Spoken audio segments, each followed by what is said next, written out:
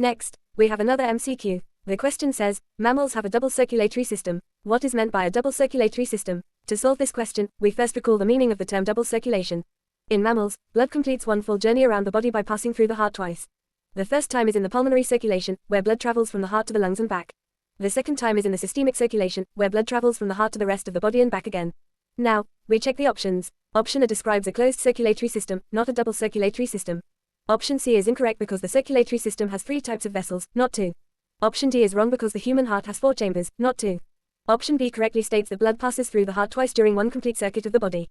Therefore, the correct answer is B, so this is the correct option.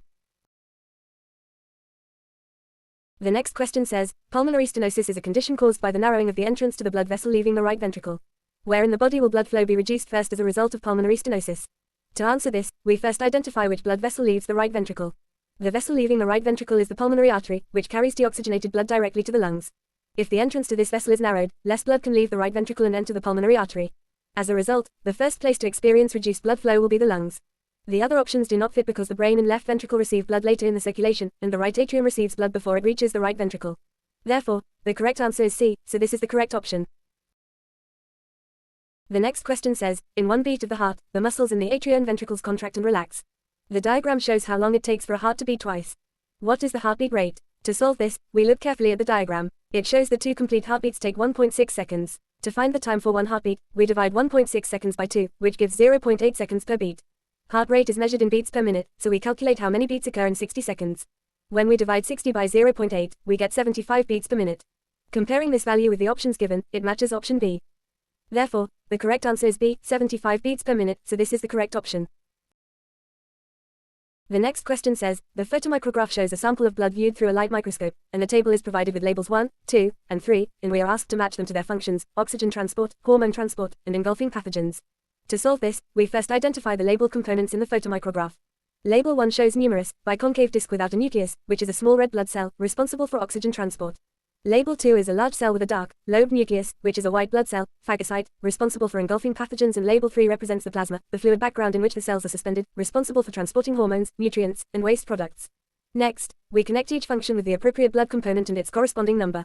Therefore, the correct answer is A. Now, we move back to a theory question. Figure 6.2 shows a diagram of the Nile perch, which is a fish, along with its gas exchange system and part of its circulatory system. The question asks, describe the similarities and differences between the human and Nile perch circulatory and respiratory systems. To answer this question, we first identify what both organisms have in common, so we will write, in both humans and the Nile perch, the circulatory system includes a heart that acts as a muscular pump, pushing blood around the body. In both systems, blood flows in one direction only, with valves present to prevent backflow. In terms of respiration, both organisms have specialized gas exchange surfaces that provide a large surface area for efficient diffusion of gases. These surfaces are also supplied with a rich network of blood capillaries, allowing oxygen and carbon dioxide to be transported quickly. Next, we describe the key differences between the two systems. Humans have a 4-chambered heart, consisting of 2 atria and 2 ventricles, whereas the Nile perch has a 2-chambered heart, with 1 atrium and 1 ventricle. Humans have a double circulatory system, meaning blood passes through the heart twice during one complete circuit of the body, once in the pulmonary circulation and once in the systemic circulation. In contrast, the Nile perch has a single circulatory system, where blood passes through the heart only once per complete circuit. There are also differences in the respiratory organs. Humans use lungs with alveoli, while the Nile perch uses gills with filaments and lamellae for gas exchange. So, a correct answer should clearly mention shared features such as the heart, one-way blood flow, and efficient gas exchange, and then contrast them with differences in heart structure, circulation type, and respiratory organs. Next, we come back to paper 1 multiple choice questions. The first question says, when people travel in an aircraft and sit still in their seats for long periods of time, their lower legs may swell up. Which statement explains why this may happen? To answer this, we need to recall how blood is returned from the legs to the heart. Normally, this happens with the help of the skeletal muscle pump. When leg muscles contract, they squeeze the veins and push blood upwards against gravity, while valves prevent backflow. However, when a person sits still for a long time, such as during a flight, the leg muscles are not contracting regularly. As a result, blood moves more slowly through the veins and can pool in the lower legs. This reduced venous return allows tissue fluid to build up, causing swelling in the lower legs. Therefore, the correct explanation is that fewer leg muscle contractions occur to push blood along the veins, which corresponds to option A. The other options are incorrect because heart rate is not the main factor, arterial pressure remains high, and vein valves do not work by filling with blood. So, the correct answer is A. Moving on to the next question, which is about the identification of a blood cell. The question states, the diagram shows a blood cell as seen under a light microscope. What is the type of blood cell shown? By observing the diagram, we can see that the cell is relatively large and contains a large, clearly visible multi-lobed nucleus inside the cell. This immediately rules out red blood cells, as they are small, biconcave, and do not have a nucleus. Platelets can also be ruled out because they are tiny cell fragments and do not contain a nucleus. This means the cell must be a white blood cell, and, among white blood cells, phagocytes usually have a lobed or irregular nucleus, whereas lymphocytes have a large, round nucleus with only a thin layer of cytoplasm. Since the diagram shows a lobed and irregular nucleus, the cell is best identified as a phagocyte. Therefore, the correct answer is option A. Now, let's move on to the next question, which is about a ventricular septal defect, commonly known as VSD. The question states, a ventricular septal defect is a hole in the septum between the left and right ventricles of the heart. Which statement describes the effect on blood flow through the heart in a person with a ventricular septal defect? To understand this, we need to remember that the left ventricle contains oxygenated blood at high pressure, while the right ventricle contains deoxygenated blood at a lower pressure. When there is a hole between the two ventricles, blood will naturally move from the area of higher pressure to lower pressure. As a result, oxygenated blood from the left ventricle flows into the right ventricle, where it mixes with deoxygenated blood. This mixed blood is then pumped out of the right ventricle into the pulmonary artery and sent back to the lungs. This means that some oxygenated blood is unnecessarily returned to the lungs instead of being sent to the rest of the body, making circulation less efficient.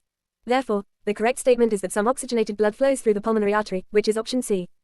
The other options are incorrect because they describe blood moving into vessels or chambers that are not directly connected to the ventricles in this way. Moving on to the next question, which focuses on the functions of blood components. The question asks, human blood is composed of plasma, red blood cells, white blood cells and platelets.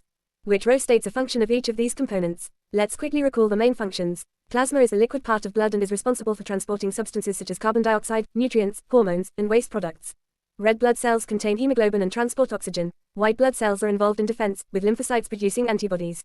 Platelets are responsible for blood clotting. When we compare these correct functions with the options in the table, only row B matches all components accurately. The other rows incorrectly assign clotting or oxygen transport to the wrong blood components. So, the correct answer for this question is option B. Now we return to the theory section again. The question states that the diameter of cell X on the photomicrograph is 10 mm, and the magnification is 12,050 times. We are asked to calculate the actual diameter of cell X in micrometers, showing all working, so basically, we are asked to calculate the actual size of a cell in this photomicrograph. To solve this, we first recall the magnification formula. Magnification equals image size divided by actual size. Rearranging this gives, actual size equals image size divided by magnification. Before substituting the values, we must ensure the units are correct. The image size is given in millimeters, but the final answer must be in micrometers. Since 1 millimeter equals 1000 micrometers, the image size of 10 millimeters becomes 10,000 micrometers. Next, we divide this value by the magnification. 10,000 micrometers divided by 1250. This gives an actual diameter of 8 micrometers. So, the actual diameter of cell X is 8 micrometers. The second part of this question asks us to explain why red blood cells labeled as W and X look different in figure 3.1. From the diagram, cell X appears round or slightly oval, whereas cell W looks stretched or elongated.